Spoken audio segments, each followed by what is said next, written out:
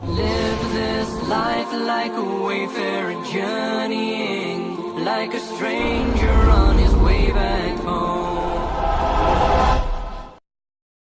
وقاص اس نے ایک طرف سے ہو کر پتھر اٹھایا اور آپ کو مارا زور سے.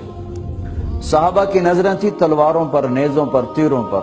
وہ پتھر نظروں سے نکل گیا، لہذا وہ ان کے اندر کو چیرتا ہوا جا کر میرے نبی کے منہ پر یہاں لگا اور آپ سیدھا پیچھے ایسے گئے. پیچھے یوں، پیچھے ایک کھڈا تھا، وہ یہاں گردن میں لگا کنارہ، تو آپ بے ہوش ہو گئے، دانت بھی ٹوٹ گئے، چہرہ بھی خون و خون ہو گیا. اب بے ہوش ہو کے یوں گر گئے. صحابہ نے سمجھا آپ شہید ہو گئے تو سب نے زار و قطار رونا شروع کر دیا. تھوڑی دیر کے بعد آپ کو ہوش آیا تو صحابہ نے عرض کی یا رسول اللہ اب تو ان کے لیے بد دعا فرما دے. وہ نبیوں میں رحمت لقب پانے والا، مرادیں غریبوں کی برلانے والا، غریبوں کا والی، یتیموں کا مولا. تو اب تو حق تھا کہ آپ بد دعا کرتے. یہ سامنے امت نہیں ہے، قاتل کھڑے ہیں، کافر. آپ نے ہاتھ اٹھائے. صحابہ سمجھے کہ ہوں انہاں دے بیڑے بڑھ گئے. اللہم اغفر لقومی فإنہم لا یعلمون. اللہ میری قوم کو معاف کر، انہیں میرا پتہ کوئی نہیں ہے. دیکھو میرے بھائیو، جس نے کافروں کے ساتھ یہ ہمدردی کے قتل کرنے والوں کے لیے دعا مانگی ہے، تو مسلمان ہو کر ایک دوسرے کو سلام کرنا چھوڑ چکے، ایک دوسرے کے پیچھے نمازیں پڑھنا چھوڑ چکے، ایک دوسرے پر کفر کے فتوے لگا کے بیٹھے ہوئے. مجھے بتاؤ تم میرے نبی کے ساتھ کیا کر رہے؟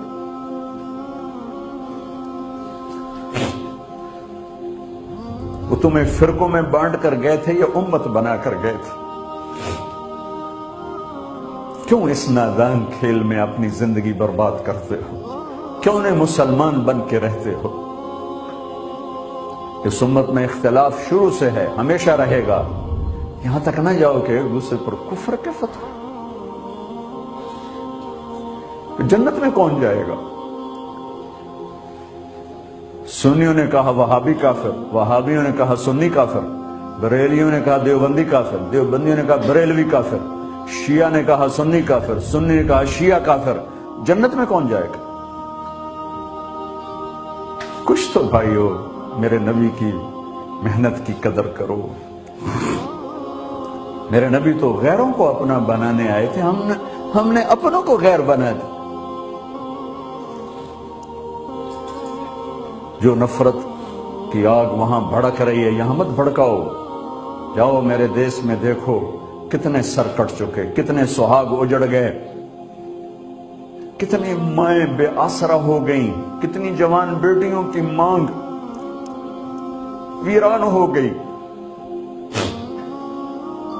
کیا اسی کا نام اسلام ہے؟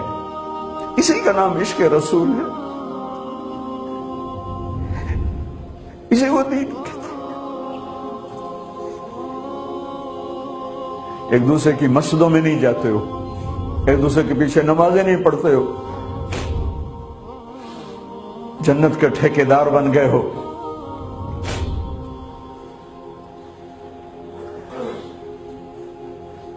میرے نبی تو عبداللہ بن ابی کا جنازہ پڑھانے کھڑے ہو گئے تھے،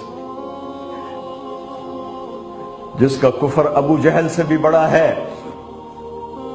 ابو جہل اوپر کی دوزخ میں ہے، عبداللہ بن ابی سب سے نیچے کی دوزخ میں ہے. ان کے بیٹے آئے، یا رسول اللہ میرا باپ مر گیا ہے، اپنا کرتا دے دیں گے، میں اس کو کفن دے دوں. ہم نے کہا لے لو. کرتا اتار کے دے دیا. اب کہتے ہیں بدبخت منافق دفع ہو جا. دے دی کہ یا رسول اللہ آپ جنازہ پڑھائیں گے؟ کہاں پڑھاؤں گا. باقی منافقوں کا تو کسی کو پتہ نہیں تھا سوائے اللہ کے نبی کے، لیکن عبداللہ بن ابی کا منافق ہونا تو سب کو معلوم تھا. آپ جنازے کے لیے عمر سامنے آ گئے، یا رسول اللہ یہ کون ہے؟ کہ مجھے پتہ ہے کون ہے. تو آپ اس کا جنازہ کیوں پڑھا رہے؟ کہ شاید اللہ معاف کر. کہ عمر پیچھے ہٹ جا، مجھے پتہ ہے کو میرے اللہ نے کہا ہے تو ان کے لیے دعا کر یا نہ کر، میں معاف نہیں کروں گا. میں کرتا ہوں، شاید اللہ معاف کر دے. پھر فرمایا کہ میرے اللہ نے کہا اگر تو 70 دفعہ بھی ان کے لیے دعا کر تو میں معاف نہیں کروں گا۔ اگر میرا اللہ کہتا اے میرے محبوب اگر آپ 70 دفعہ اس کے لیے دعا کریں گے تو میں معاف کر دوں گا، تو میں اس کمبخت کا 70 دفعہ جنازہ پڑھا دیتا۔ مجھے بتاؤ تم کہاں سے یہ دین لے کر آئے ہو جس میں تم فرقوں میں بٹ گئے ہو، نفرتوں کی آگ تم نے لگا دی ہے، یہ کہاں سے اسلام آیا ہے؟ میں تمہیں اللہ اس کے رسول کا واسطہ دیتا، امت بن کے رہو، مسلم بن کے رہو، کوئی گنجائش نہیں، اپنے اپنے عقیدے پر پکے رہو، دوسرے کے لیے گنجائش رکھو۔ کیوں اس قدر ظلم و ستم ڈھائے ہوئے ہیں؟ میں نیا تبلیغ میں گیا، کالج سے نکلا، ہماری جماعت ایک گاؤں میں گئی، ایک مسجد میں، تو امام صاحب آئے، ہمیں ماں بہن کی گالیاں دی اور ہمارے بستر اٹھا کے باہر مسجد دھوو، کتے اندر واڑ آئے۔ میں حیران پریشان، میں تو کوئی نہیں جانتا تھا کہ مذہب کیا ہوتا ہے، فرقے کیا ہوتا ہے، میں تو کالج میں گانے والا تھا، ناچنے والا تھا، جنید جمشید کی طرح، مجھے تو دین کا پتہ تبلیغ سے پتہ چلا۔ میں حیران پریشان کہ یہ مولانا صاحب کہہ رہے ہیں کہ یہ گستاخ رسول ہیں، اور مسجد دھو دو باہر کھڑے ہو، یہ مسجد میں کھڑے ہو کر ماں کی گالی دے رہے ہیں، بہن کی گالی دے رہے ہیں، تو پھر معیار دین کیا ہے؟ اتنی نفرت، اس قدر دوریاں۔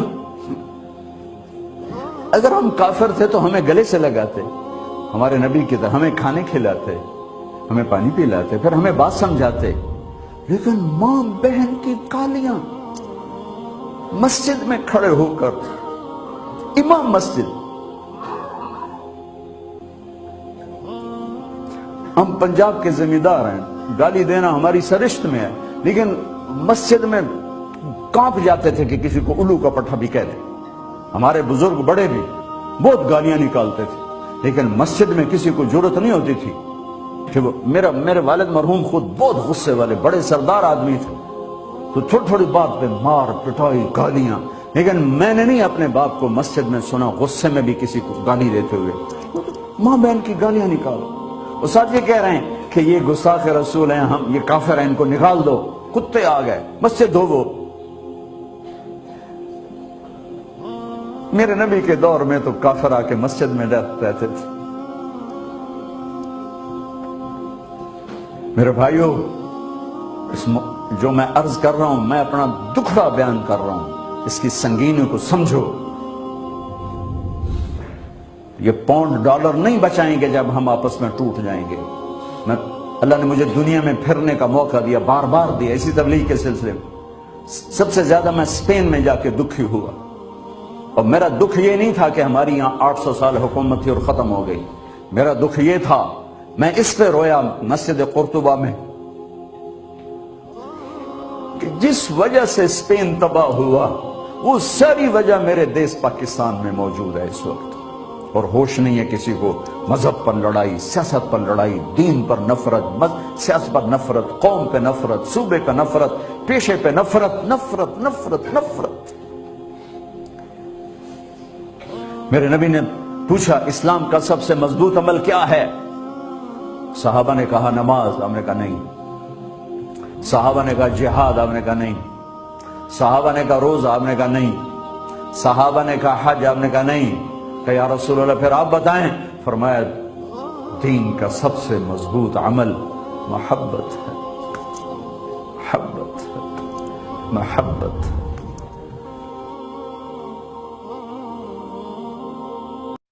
فبأي آلاء ربكما تكذبان